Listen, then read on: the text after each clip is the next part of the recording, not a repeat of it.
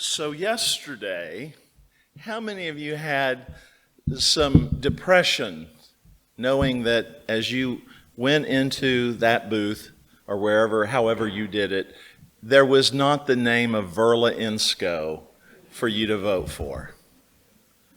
For the first time since the days of FDR, we did not have an Insko that we could vote for. And because our beloved Ann Barnes held the seat before Verla, not since the days of Abraham Lincoln has Binkley not held the seat. So, Verla, I wonder if you really know how much you are admired, respected, and loved in this community. Not just the Binkley community, but the community of Chapel Hill and this part of North Carolina. You are the epitome of a public servant. How many of you have ever had to really deal with constituencies? Yeah, you haven't had anything like Verla. Because how many of you have had to work with people across the aisle? Yeah, you haven't had it like Verla. Verla, your long-standing and good and faithful service, we know has been prompted because of an inner calling shaped by a good, loving, justice-filled gospel. And we appreciate that about you among many, many things. So your congregation, the Binkley Church, loves you. And we're glad that you were our representative for a long, long time. And we already miss you in that role. Would you welcome Verla Insko to the Binkley pulpit?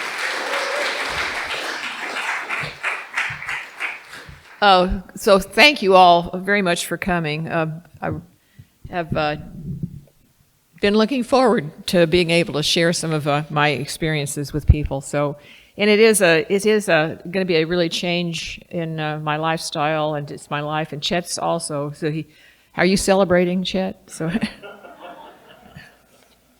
but I'm ready. So there are plenty of other things to do in life, and we're going to be moving on probably to Carroll Woods not too long. So anyway, I don't remember any time in my youth or childhood when I thought about being an elected official. Have any of you ever, as you were young, growing up, thought, well, when I grow up, I'll be an elected official? I mean, there you were thinking about being a fireman or a cook or a doctor or a nurse, and I never thought of an elected. I was actually a public school teacher. I taught school in Berkeley and then in Hawaii when we moved there. That was Chet's first job. And then by the way, I grew up in California, so I was actually born in Arkansas. You're going to hear a little bit about my early life, but the South was segregated, and that wasn't okay with me. So when we moved south, I was not happy. There was a part of me that was not especially happy. And so Chet said, well, we're not going to stay there forever. So we came. Chapel Hill turned out to be, different. And I think we've watched the South change. I hope we've been part of that. When we got here in 1965, we were marching in the streets. And so I remember marching down Franklin Street. Some of you were here then. Anybody remember marching down Franklin Street? Demonstrations about integrating the schools and integrating our neighborhoods more. So we were proud to be part of that. I think it was tragic that the country ever went through that, but we were proud to be part of it. And we still have a long way to go with understanding differences in general. And so let's continue. Let's dedicate ourselves to continue working on that. So, and I need to start by saying God has been important in my life. I met God when I was 16, and God has had been a companion and a source of energy and strength and encouragement. And so I think developing a spiritual life has been a real blessing for me, and it's been a part of my life that's been really important, and I'm grateful for that part of my life. So anyway, I didn't remember any time in my childhood that I was going to be an elected official. My father was in the Second World War.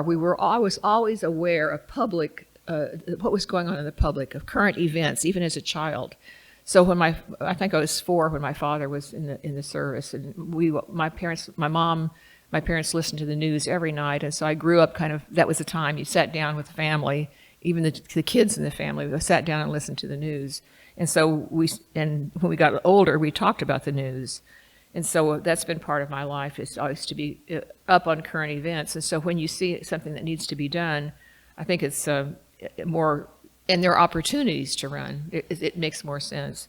So when we came here, we had our first child, and I had been a public school teacher. I taught school in Berkeley, junior high school, and I taught in Honolulu, Hawaii when we went there. It was really fun. I taught at the Kamehameha schools for Hawaiian children. And so I learned a lot. Every lunch that we sang Hawaiian songs, and I actually knew some of them at one time, which if I could remember any of them, I would share that with you too, but I can't remember. So when I came here, I called the schools to see if I could apply for a job.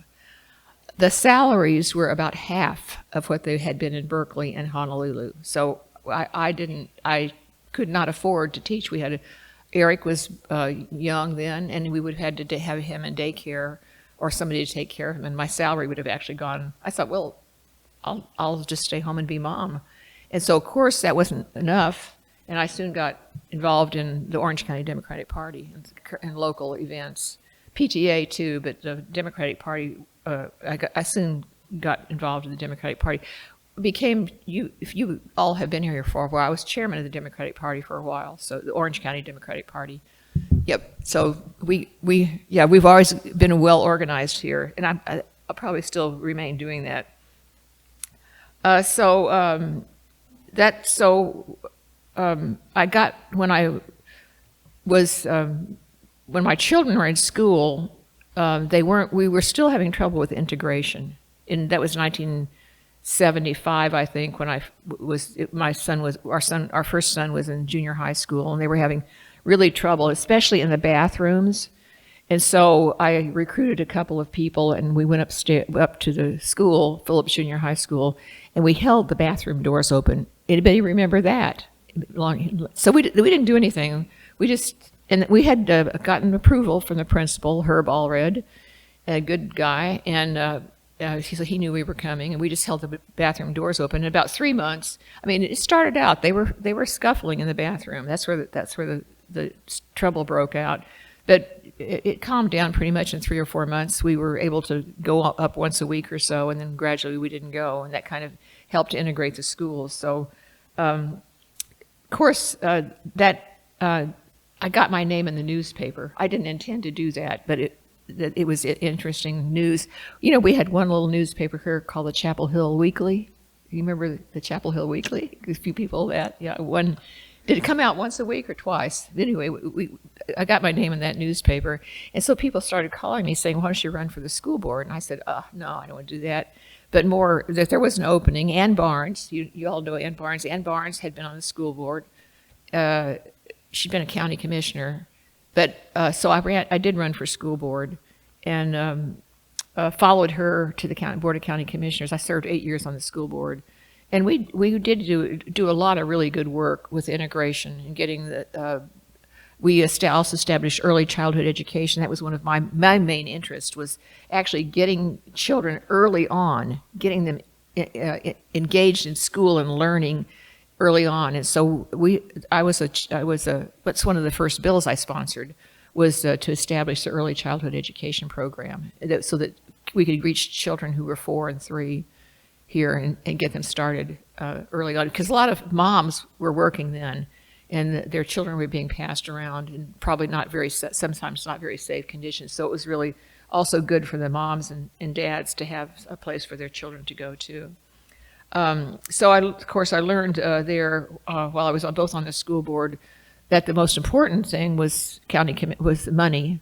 Money. You can't do anything without money. You know, I thought school board didn't have occasionally you apply for a grant, but the schools don't have any money. And so they get it from partly the county commissioners, but mostly from the state. So first I worked my way up to the county commissioner, and we got some more money then for the schools, and then I decided it was really important. So and Ann Barnes was stepping down from her position in the North Carolina House. And so I ran for that and was elected there. And that was 1997 or something like that. So this is my 26th year in the North. I didn't intend to stay that long. It's just that there was always one more bill I wanted to file. So it's just, that's still the truth. I have several bills filed this year that I'm going to pass them along to other people, make sure they get passed. So anyway, when I got there, know who you know really does turn out to be important. So my seatmate was Joe Hackney. And probably many of you know Joe Hackney. Anyway, he was a majority leader in the House, and then he was Speaker in the House. And so he was my seatmate, and he got me appointed to some really good committees, and one of them was the Mental Health Committee. And the state auditor had just released a big report on mental health services. And so Joe Hackney got me appointed to chair the committee that would review all the mental health recommendations that came in that big study that he did. And so one of my first bills was mental health reform in North Carolina, and building, and then other bills, mental health bills followed after that. But building a better organization where there were actually people that reported to the state, and they served through the counties, and then through smaller organizations too, that where people could get more one-on-one, and we could build also then start building our professional staff for mental health services. So I think that was one of the places where I spent a lot of time on that. I think that's been education and mental health and the environment. So my undergraduate degree was in biology, and I minored in chemistry. So I had a lot of science background, and I was really concerned about the environment. So the other place that I paid a lot of attention and got on committees to serve on was the environmental committee. And so a lot of my bills are also science bills, the environment, or improving health care. So I was the primary sponsor of our Medicaid expansion bill here years ago. And it's been wonderful to be able to have made those kinds of contributions. It's just been, and to know that your government can do things like that. Now, did I come up with all those ideas? Almost all the ideas I got for good bills came from you. And I even now have people writing me, I'd like for you to consider a bill doing such and such. And so you do your research then. You go back and research it, and you find that there are lots of places where you could make real improvements. And so being engaged, not just to get somebody elected, but then to stay in touch with that person, or when something comes up and you want a solution to something, can your elected official take care of that either at the local level or at the state level or in Congress? And so it's important. We, the people, keep our elected officials going. And if we, the people, don't do that, then we are not the kind of democracy that our founders believed in, that we can be. And we can be better the more we are engaged in that process. Our country can be better. So I think it's really important to stay engaged in the public arena, and especially in elections. So I hope everybody is paying attention to this election. I'm not going to endorse anybody for my seat. Both of the candidates are good. They're different, but they're both good, and both would be would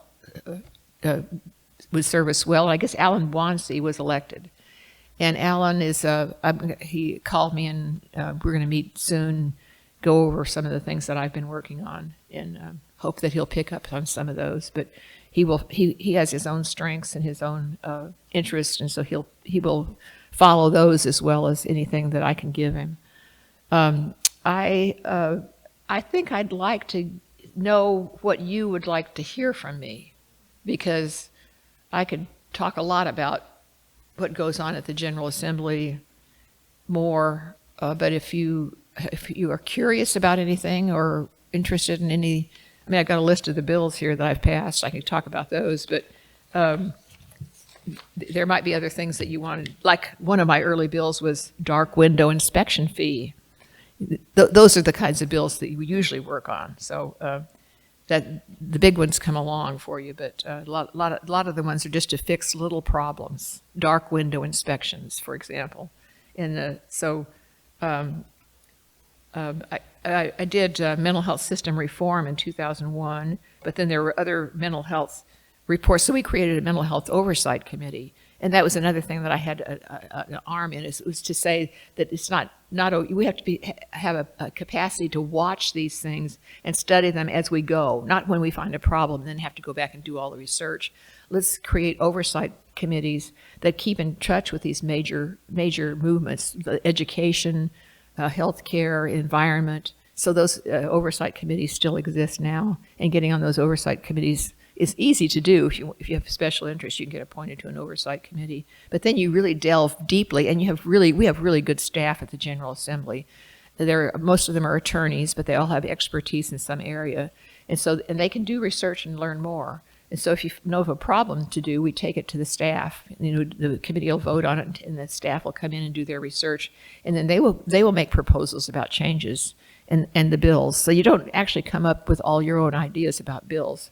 A lot of them come through these study committees and oversight committees that you have, and sometimes you have an oversight committee will do ongoing work, but sometimes you'll have a study committee that actually works over the interim in the summertime when we're usually out. The committees will meet, and they'll meet on a regular basis, and really, some of you may have served on some of those study committees, but you have expertise, and there's an issue, and then you can take a historical look at how things developed, where are the problems, and identify those, and you come up with a whole array of bills that will be in a report, and that you can go through, and people in the committee then will file those bills in, and then you go to the committee and you educate everybody on the committee about the information that you received during the work that you did on the oversight committee. So we're set up around we're set up around committees and oversight committees. Individuals can file any bill. There's a bill filing deadline that you go in. Then that gets closed off, and then there are committees that all those bills get assigned to. Many of the committees die. I've had lots of bills that I had to file more than one term to get them passed. You can only deal with so many bills at a time, so a committee will look at what's most important, what's most critical. Is there something right now that's emerged as a problem that we need to take care of right away, and we'll take those first and get those first. And sometimes it takes more than one cycle to get that done if it's a controversial issue. And a lot of the issues are controversial, but many of them are not. Many of them are fixes that everybody knows needs to be made. And so so you build relationships through the easy committees, and it's really important to build relationships across the aisle there, because and if I always tried to get a Republican to sign on to a bill, you need those votes on the other side of the aisle to get a bill passed, especially if it's any controversy of any kind. So building those relationships is important. So pay attention to the Republicans that are, I assume you're all Democrats, but you may not be. I should not make that assumption. I was registered as a Republican when I first registered, by the way, because I was 21. It's been a long time ago, but I probably the first election I changed over to Democrats. So I think I wanted to be different from my parents. Probably was the motive I used for that. So let's see. Let me just see if there's anything else here I'd like to.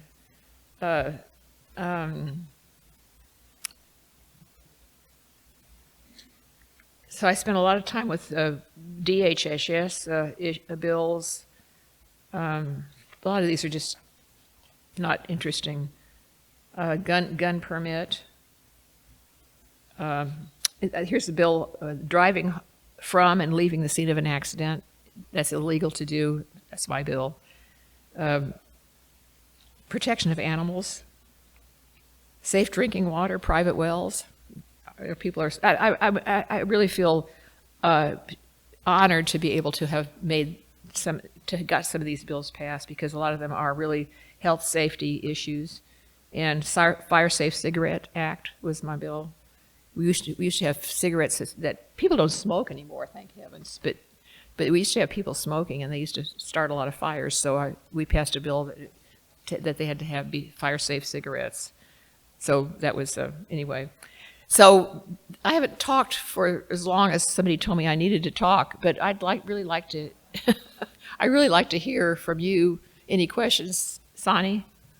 Is there really a chance that Medicaid expansion will be expanded next session? That's a really good question. The Republicans are considering that, and I keep telling them that that's the best thing they could do to get votes. That if they pass the Medicaid expansion bill in the short session that's coming up, that they'd get all kinds of votes in November, and that they really ought to do that just so they could get the majority back. But I don't know whether they'll do it or not. There are some there still is a philosophical difference that government can do too much for people, and that government shouldn't do anything more than it absolutely has to do for people. That people really, this is a free enterprise country, and that government is not supposed to be too involved in our lives, unless it's something that really is for every person.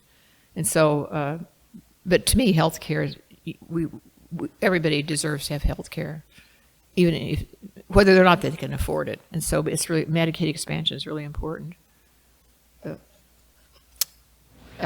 Verla, Joe Templeton, is Leandro easy to think about what role the court should play, or is that pretty complex like most things if you really start looking at it?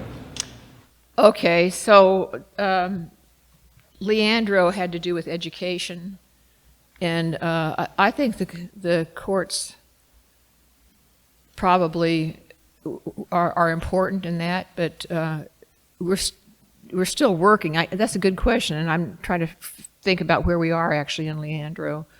But that's to make sure that everybody gets an equal education, that there's no divergence, no differences in education, either between race or school districts, that they all ought to have the same, every child deserves to have the same educational opportunities. So, but I think we'll always be looking at that issue. Yeah. Where does the legislature stand on offshore drilling at this time? Because things are changing right now because of Ukrainian war and so on. That's also a good question. There's not uniform agreement on offshore drilling.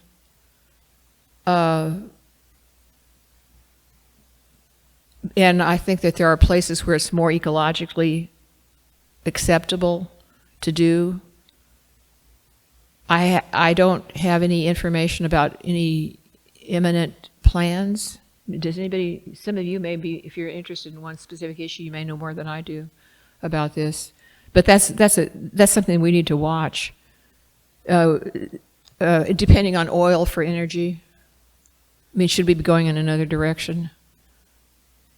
Wind is a good alternative, and we put a lot of big windmills out in the ocean, and I'm in favor of doing that. So anytime you drill for oil, there's always a danger it's going to contaminate the environment. So if we can do it in a more ecological way, I'd favor that over drilling. But I think drilling will come, unless we go to all electric cars and things like that. I mean, the whole transportation system could change too. So once again, I don't have a real clear answer for that. I wonder if you could speak to the mental health reforms you've sponsored. Oh, okay. Thank you. So when we first got involved with mental health reform, there was really no state organization statewide. Every county did it on their own, and some counties did not provide any mental health services at all, and people ended up in our state institutions. We had a lot of people in our state institutions and in jail. We had a lot of people going to jail who actually were mentally ill, and they had no business there. So it was, to me, it was really a real crisis. And we had a big study done. The auditor did a study on that, and had a big report come in from. And that's been one of the first bills I worked on. So that's back in the '60s, and I don't remember the person who did the study, the company that did the study, but it was but they recommended specific things. So what we did was we created area programs that were organized at state level, and provided funds for those area programs to be, and then we had 40 of them first. Well, we had 20 first, and so they were huge.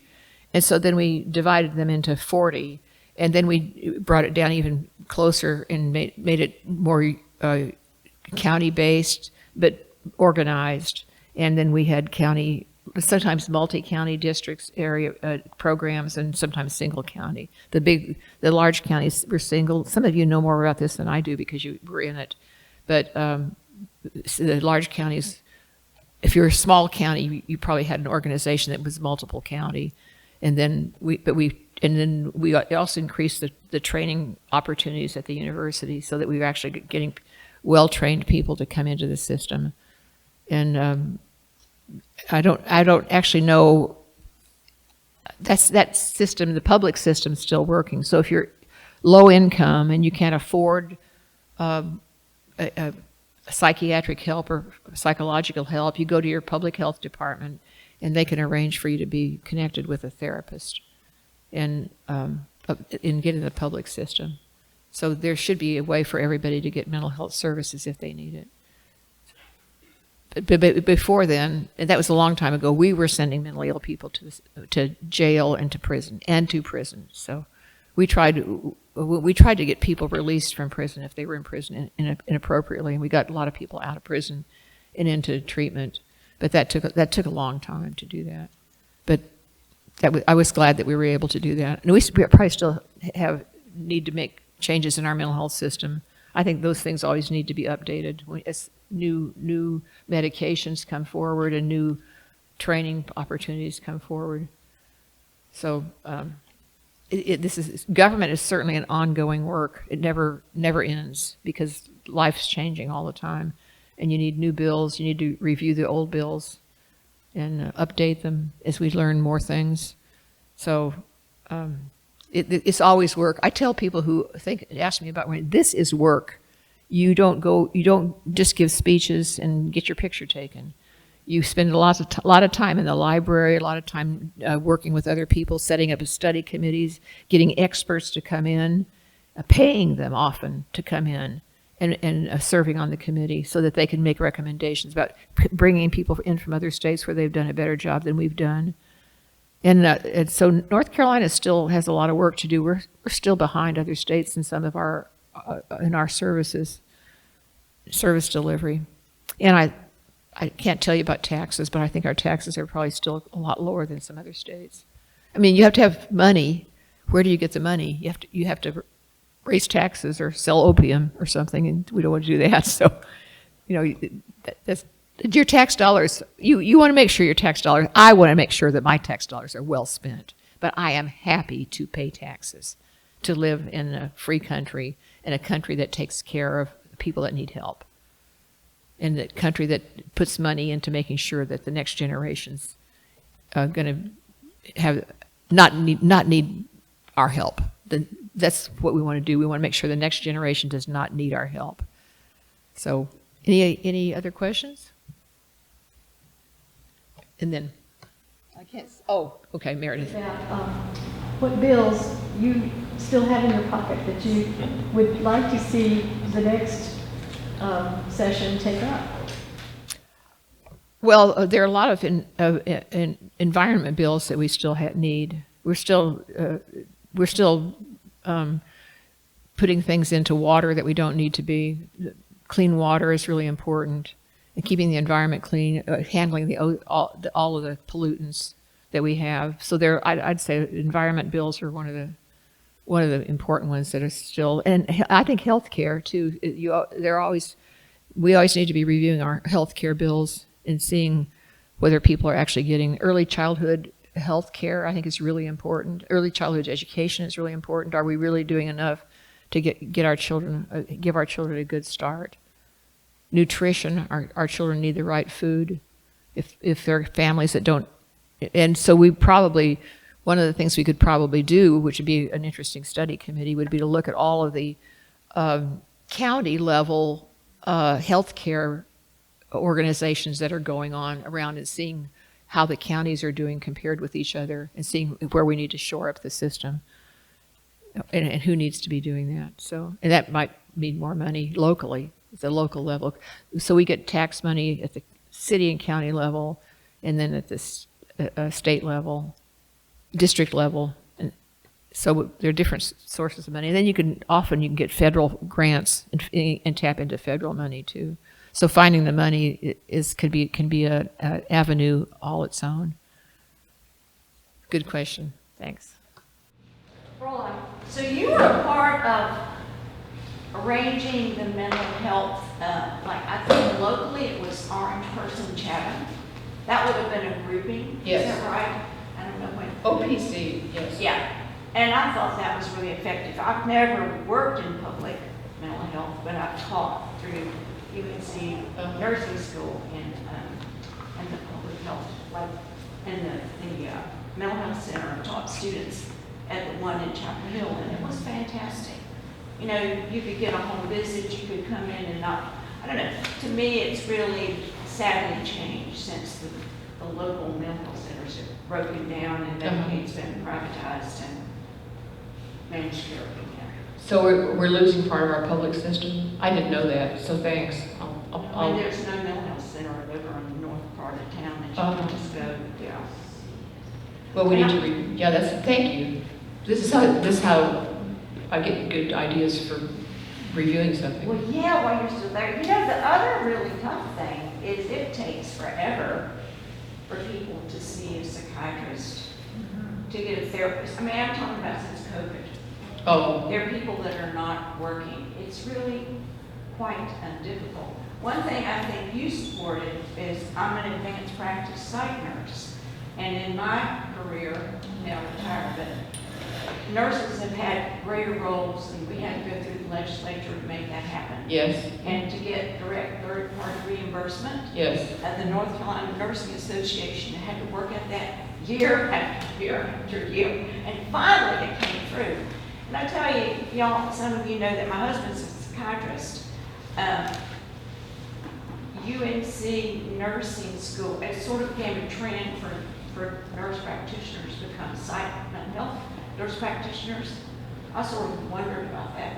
But you know, I don't know what people would do for mental health with that not the case. There are a lot of very well-trained psych mental health nurses working both in public and private sectors that are doing a good job. And I thank you for all your support. Thank you. Yeah. So I'm going to kind of just go over some of the names of the bills here, closing out. So I had, let's see, purchase of part-time dark window inspection fee. Did I start out with that? Mental health system reform, restraints in facilities, hospital temporary bed increases, school policies on harassment. Repeal involuntary sterilization. Did you know we used to have involuntary sterilization here in this state?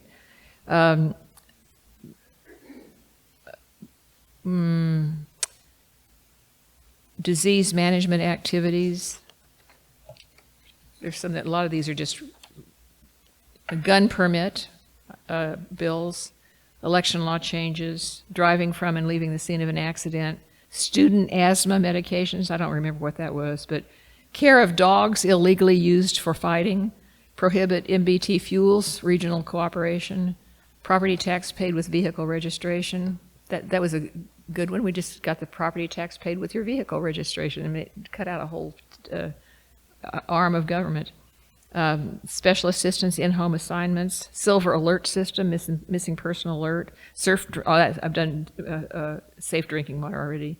And then honor Eric Schopler. So we did bills that honored people to uniform graduated co-payment for mental health services, improve gender equity, local efficiency incentives, fire safe cigarettes, disapprove dyed milk rule. I don't know what a lot of these were. But anyway, those are they're bills sprinkled all over in different directions. Voluntary non-family sick leave donations, which is, I don't know what that was either, but a lot of these don't make sense when you just hear the title. Tracking outpatient commitments. State health plan blue ribbon task force. So fitness testing in schools, safe fire cigarettes. Honor Myrna Miller. We honored a lot of people. Statewide expansion of the 1915C waiver. Designate Fragile X Awareness Day. Do we have Fragile X Awareness Day now? Does anybody know that? It was a bill, so I don't know if anybody's still doing it or not. Honor Dean Smith. Deaf and hard of hearing designations. So those are, a lot of them are, most of those are just really practical things that sort of solve everyday problems and not big, huge issues. And so a lot of the bills that you work on are just not major problems, but they're real problems. So, you have a question? You touched on my question a little bit ago, and as you know, Verla, from Sunday school class, Jan and I haven't been in the area as long as some other people have. So I'm assuming when you were first elected, you were part of the majority in Yes. Raleigh, Yeah. and have evolved during that time to being part of the minority. Yes. And I'm just curious if you're willing to talk at all about sort of the change in the dynamics of the General Assembly and how things have worked and not worked over your time that you've been. Oh yeah, that's a really good question. So so Republicans generally, and you might tell me if you disagree with this or you have something to add, they believe in small government, and Democrats are more willing to pass bills that affect people that a lot of Republicans just leave alone and let people work it out, maybe not too well. So when Republicans took the majority, they did repeal some bills that we had passed. They don't tend to have the kind of study bills. We had a lot of study bills going under Democrats, look at problems in depth, and they tend not to do that. I don't know whether they do it on their own and don't make it public, or whether, I don't know how that's going, how that happens right now. But I think that we were, and then of course cutting taxes is an important issue for Republicans. They like to cut taxes every year a little bit, just so they can keep it as part of their. So they want the economy to run, which is good, and bring in more taxes so they can cut taxes every year. That doesn't always work. So I think Democrats are more willing to change taxes to fund a specific service than Republicans were, and there are some things that we would do differently now if we could. So I think we're. This election will be important, I think, coming up, and the 2024 election will be really important coming up. So be sure to vote, get all your friends to vote. Yeah, it's really important. Verla, do you think retired state employees will ever get permanent cost of living raises again? Oh, good point.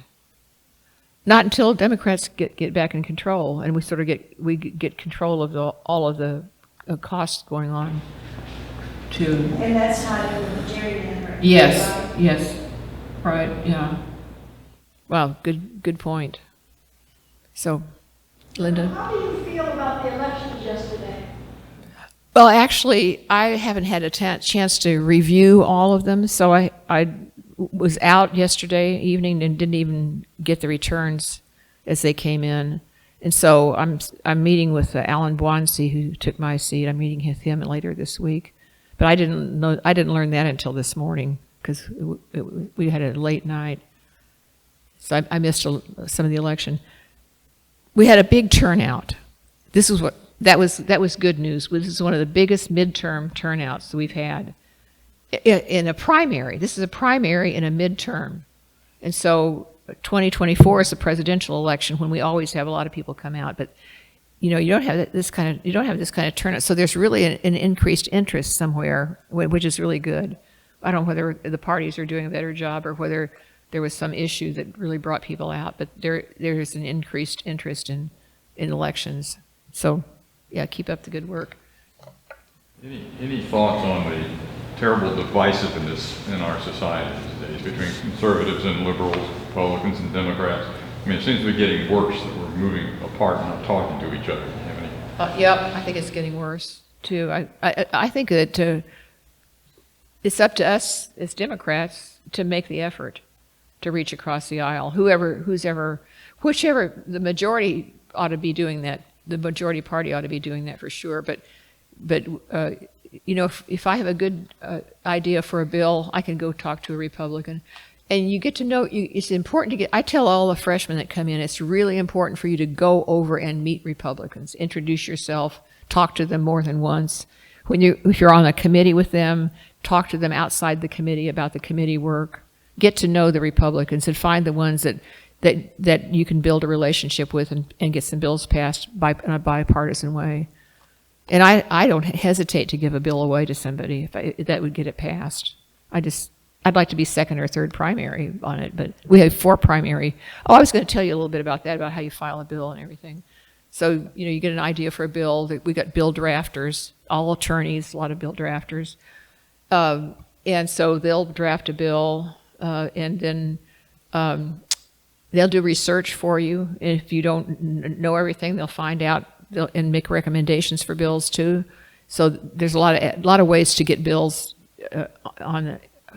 drafted and then filed. You turn them in, and they get filed and given a number. Sometimes they get rejected, and you have to go back and get it redrafted to correct something. So there's somebody who reads everything at every level, and then you have to get it into committee. So it gets assigned to a committee. It may be assigned to several committees, and you have to go through all of those committees. You have to go to the chairman and say, I'd like to have my bill heard. When can you put my bill on the calendar? And you have to do that at every level. And then if it gets passed in the House, it gets sent to the Senate. And you have to do the same thing over there. So building relationships across the party and across into the other chamber is really good. Of course, you got a senator from Orange County that you can always go to and say, "Here's a bill. Can you run it in the Senate, or can you point to me the person that I should go talk to?" And then you get it, and you monitor it over there too to get it back. And then so it's passed both chambers, and then it goes to the governor to be signed. There may be for some bills or other intermediate steps that they go to study committees, and then so it's passed in both chambers, and the governor signs it, and then it becomes law, and then it gets implemented, of course. And then there's always money associated with every bill, so you have to really understand the state tax system, where the money is, how you get money, and then you have to vote.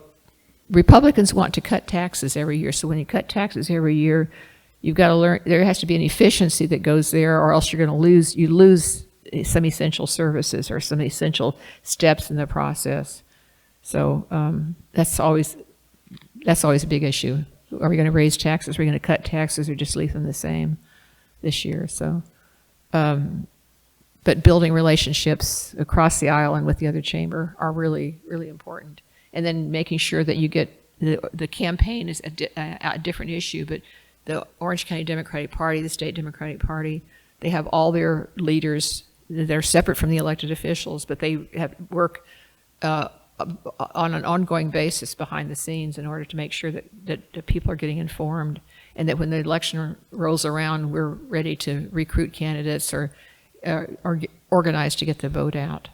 So, and we do pretty well here in Orange County. I think this election, I've already said, this election had a bigger vote than we usually do in the primary. So that was good, really good sign. Was there another hand up there somewhere? Collins? Many, many years ago, when I was involved in these things, there were very few African Americans in the General Assembly, and very, very few women. Now, I assume things had moved somewhat in another direction, but what's the general? That is a really good point. That is a really, really, really good point. Because if you go right now on the web and look at the members of the North Carolina General Assembly, there are no black members on the Republican side. And the blacks in the Democratic side outnumber the whites. Wow. So, wow. And how about the, I can remember when the first 2 or 3 women were there. So Yeah. I assume we have a lot more women now in the General Assembly. Yes, I didn't look at gender, but probably they're not as many women on the Republican side as there are. The Democrats are more integrated both gender-wise and race-wise than the Republican side. It's still white guys over there to a large extent. In general, in my day, the biggest division in the General Assembly was urban and rural. If you were working for a liberal legislation, you about as certain as to get some help from Charlotte or Greensboro. And Eastern Raleigh, Democratic, but not progressive. Yeah, conservative Democrats. Now, is that an obvious division now, or is that kind of got changed? Oh, it's not as much as it was when I first went there. You know, we had conservative Democrats when I went there, and they were from the East Coast, the east part of the state. That's not so much the case now. But I think that probably I would say that the people who are on the coast are more conservative than the people in the urban areas. That's still true, but not as much. And the Republican side, there's still low taxes, low government interference, fewer government programs are better. But there are things that are obvious that need to be done that we work across the aisle on. I haven't tracked the bills. I should be tracking the bills more than I am, but I haven't tracked the bills very much this term.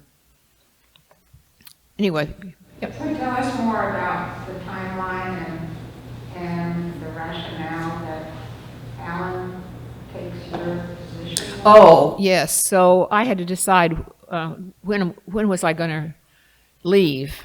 But most people who leave actually do serve through their full term through December 31st.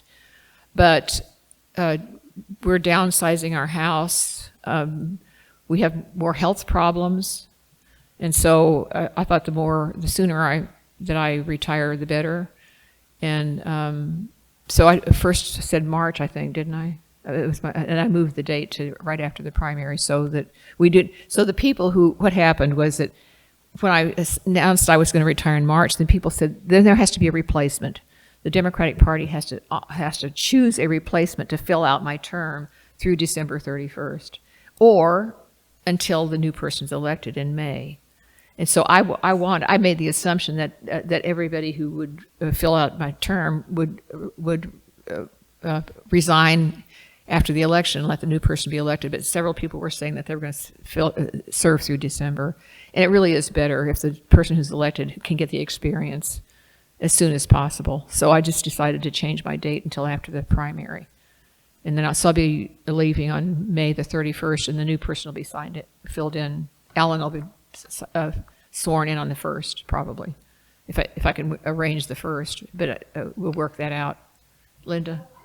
Comment about Alan. When the big problems with the university place were taking place in Chapel Hill Town Council, Alan stood up for Binkley Church. Oh, good. He was the one, Marcus can talk more about this, but he was the one that was appalled at some of the things that they were projecting in this space. And that's why he got my vote. Well, I think that's a good point to make about Alan in general. Jonah Garson, who was the other person, he's extrovert. He's in the news. When he's in a meeting, he's going to be up and talking. He's going to be in a leadership position. Alan does his work behind the scenes more, but he does a lot of work and does a lot of good work and files a lot of good bills. And so, or has been effective on the town council in that way but behind the scenes. And so he's not as well known as a public servant and so I was actually surprised that Alan won. So he did, but pleased. But either one of them would have been good. But Alan is more policy oriented than Jonah, and Jonah's more campaign oriented than Alan. And so there's both of them have really strong positives. and I would have been pleased with either one of them. So, Alan has done terrible backlogs and individuals. Oh, really? Good. Yeah. but doesn't broadcast it. He doesn't put it out on the web. You know, he doesn't, or on Twitter. So that's good to know. Anyway, I really appreciate the time and place and being able to be here. Thank you.